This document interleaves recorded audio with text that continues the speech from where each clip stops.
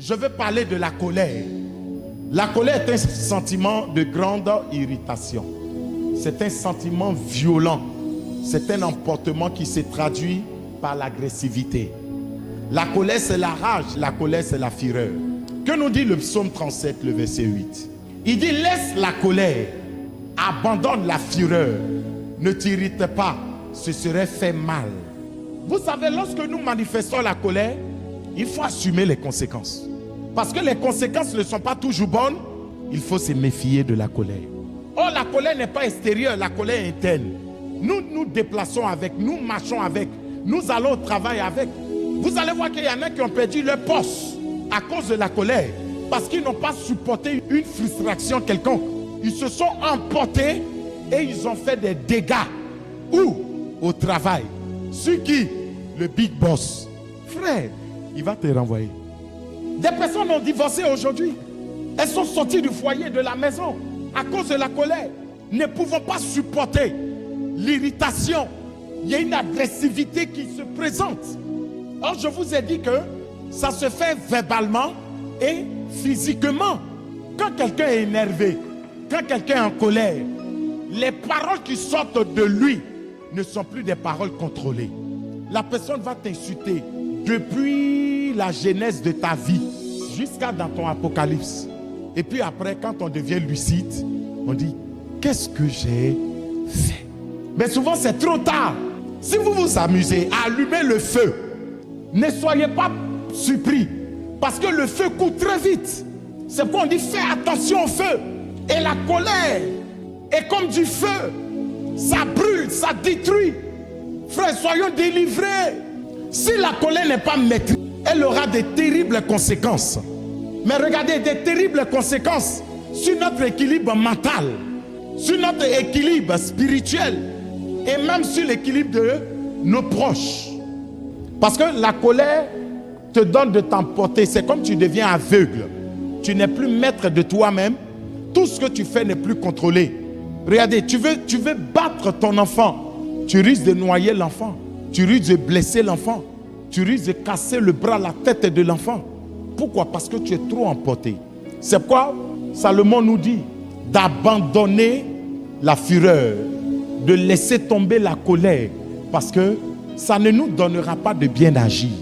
Je vous ai dit, bien-aimés, que souvent nous sommes disqualifiés dans la vie, pas parce que nos ennemis sont plus forts, pas parce que ceux qui sont en face de nous sont plus dangereux, pas parce qu'ils nous ont eus, non, mais c'est parce que nous-mêmes nous prêtons le flanc. Regardez, lorsque vous vous mettez en colère, sans le savoir, vous ouvrez la porte de votre vie à d'autres esprits. La colère peut donner accès au maître. C'est pourquoi faisons attention. C'est vrai, peut-être le plus souvent on n'en parle pas, mais la colère est en train de détruire la vie de plusieurs personnes. Vous savez, notre destinée là, elle est liée à d'autres personnes. C'est pourquoi on parle souvent des personnes de destinée. C'est-à-dire des gens qui vont entrer dans ta vie et qui donneront à ta destinée de s'accomplir comme il se doit. Maintenant, si vous ne savez pas canaliser vos émotions, si vous vous laissez emporter par la colère, vous chasserez ces personnes. Et si elles sont chassées de votre destinée, elles ne pourront pas accomplir l'œuvre qu'elles doivent accomplir. Et à partir de ce moment, vous êtes affaibli, vous devenez bancal, vous êtes déséquilibré. La colère, c'est une demi-folie. Ça te fera dire des choses insensées, ce que même tu ne dois pas dire. Oh, écoutez-moi, la parole est une sémence.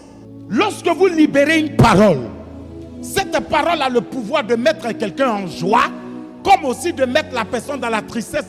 Regardez, quelqu'un qui se met un peu trop en colère, il a des problèmes de santé. C'est une petite affaire. Tu vois, les gens respirent quand même.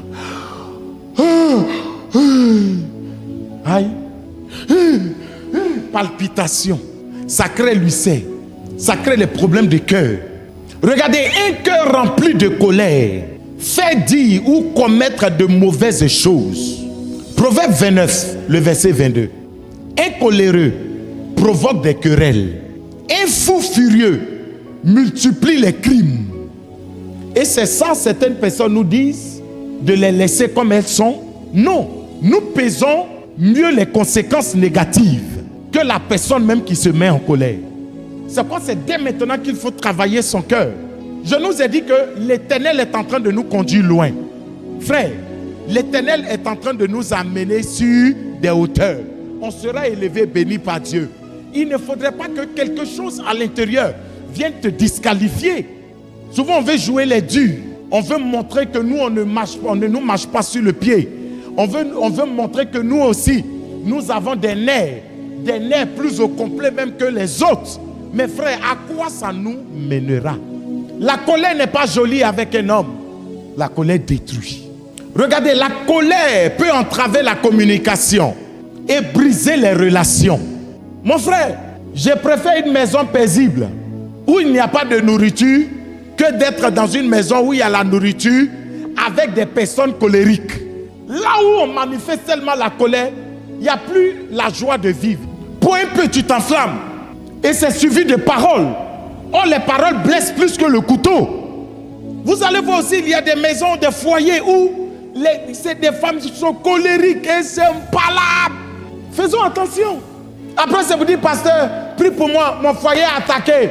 Mais qui attaque ton foyer? C'est toi-même. On ne peut pas rire à toi. On ne peut pas plaisanter à toi. Tout est fâche. Et de toi, tu es irrité. Mais tu n'as pas plus de nerfs que nous tous. Contrôle tes nerfs. Contrôle tes émotions. Si c'est difficile, pleure devant Dieu.